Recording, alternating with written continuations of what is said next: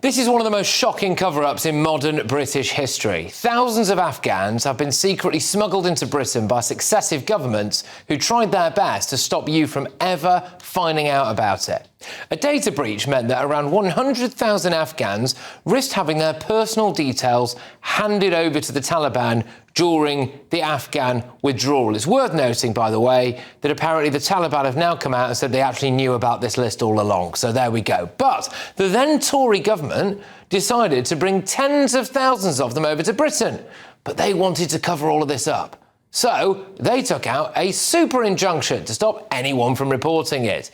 Although the Ministry of Defence now insists that 6,900 Afghans have come to the UK as a direct result of this breach, a further 17,000 were already in the UK under a separate relocation scheme, but were also affected by this leak. So that means, in total, about 24,000 Afghans affected by that breach have been brought to the UK already or will be here in future. They say the cost of this is about £7 billion. So this includes Afghans from several different resettlement schemes, but not those, of course, who've entered illegally across the Channel. So we can add them to the list as well. The scale of this cover-up is mind-blowing. Now, people right across Britain have been wondering, gosh, why are there so many Afghans suddenly living in my town? Well, the answer, it appears, is because successive governments have been using your money to bring them over here. So there were plans to create housing for homeless Afghans in York. There were some plans for Afghans in Stoke-on-Trent. Then there was an entire hotel in Lancashire for the Afghans. Then there was homes for Afghans in Oxford. And then, a few Afghans in Dorset, about 300 Afghans in Bracknell, in Berkshire. I mean, I could go on here all night because they've scattered them across the UK. And you might have forgotten about this, but there was a time a couple of years ago when it actually looked like you, the British public, was going to be asked to take an Afghan in yourself. That was the scale of the problem. 1 in 10 Afghan arrivals are going to enter the homeless system. So they'll all need housing, and because they've been able to bring their kids over and their families, etc., they'll all go to the top of that housing waiting list, won't they? And around 20% of Ministry of Defence housing has been given to the Afghans, according to the Mail. So what about the risk to the public? Well, Afghan nationals have the highest rate of convictions for sex offences than any other nationality in Britain. There you go.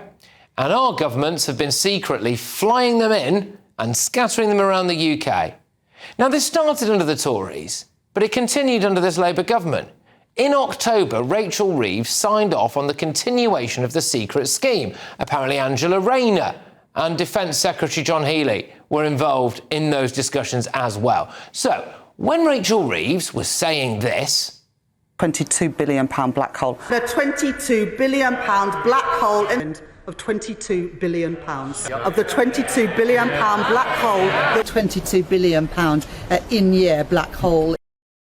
Right, what she wasn't telling you was the cost of this cover-up, was she? So about £7 billion they've had to find for the Afghans, which we're not allowed to know about. Interesting that she omitted that from the £22 billion black hole. You know what the icing on this particularly awful cake is? So far, around 900 of the Afghans that we smuggled into Britain ourselves are now suing us because we put their lives at risk to begin with. That could cost you another £1 billion there or thereabouts. Now, this poses several questions, doesn't it? Have all these people been properly checked? How do we know that none of them are terrorists? If one of them committed a murder or a rape here in Britain, which statistically, certainly when it comes to the rape, they're actually quite likely to do, when they went to court, would we have been told how they'd come to Britain? Well, I suspect not, because there was an injunction out against the scheme, wasn't there? So that's terrible, isn't it? The mass importation of Afghans at the taxpayers' expense and the fact they've been scattered around the UK was done secretly, without any parliamentary scrutiny or any public conversation. In fact, the Daily Mail claims that there was actually an attempt to essentially deliberately mislead Parliament about this.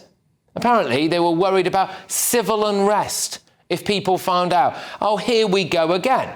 So this is like the Pakistani rape gangs, isn't it? It's another case where the ruling class wanted to cover up the truth to stop you protesting about it. Now, this is the largest evacuation in modern history, and it's happened secretly. If our government is capable, or governments are capable, of hiding this from you, what else are they hiding? Have you had a random call lately from a strange number, maybe trying to sell you something or even scam you? If so, your info could be out there. That's because of data brokers, shady companies that scrape the internet for your personal details and sell them to marketers or even scammers. These days, scammers can even use AI to mimic your friends' voices and trick you into sending money. It's not just annoying. Data brokers often target vulnerable people with high-interest loans or sketchy offers. But there is a solution. Incogni, the sponsor of this video. Incogni contacts data brokers on your behalf and requests your info be deleted from their databases. And because your data can keep popping up, Incogni keeps sending removal requests to make sure it stays gone. They've just launched a new unlimited plan with custom removals. If you find your info on a weird website, just send them the link and their privacy team will work to get it taken down. Getting started is easy. Hit the link in the description, create your account and let Incogni handle the rest. It's risk-free for 30 days and you'll get 60% off an annual plan with the code GBNews. Take back control of your data with Incogni. Well, I'm joined now by former Tory MP Bob Seely. Bob, thank you very much. This is all the Tories' fault, isn't it? This certainly happened under us. It was actually a serving soldier who sent the email, but it was in the MOD and it happened under the last government for sure. So what has to happen now, Bob? Because, you know, looking at it from a lot of people's positions, the Tories were responsible for the highest ever year of net migration into Britain, and they're also responsible for secretly importing a load of Afghans. OK, I agree with some of what you say. I don't agree with other bits, Patrick. Ben Wallace wrote a very good piece in the Telegraph this evening. It's out there if people have, can read it.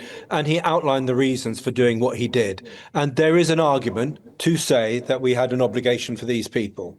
Where I agree with you, and I suspect a lot of your viewers and listeners, is that the timing of this isn't great. It comes at a time when people are fed up with illegal and legal migration, and there is a sense that the British state is becoming increasingly dysfunctional and effectively looks after everyone but the British people. I don't doubt that there will be some Afghans that we owe this to. The problem is, for every one that comes here, they might bring between 5, 10 and even 14, I heard today, family members with them. We also know that Afghans, sadly, have a rate of sexual assault higher than anybody else in this country. An Afghan, sadly, is 23 times, you probably know these figures better than I do, 23.7 times likely to sexually assault somebody. So will I want a child being brought up in a town with that community? I'm not so sure. But that's why they tried. So if there is a case for bringing people over who, allegedly helped us during the Afghan war, that's one thing.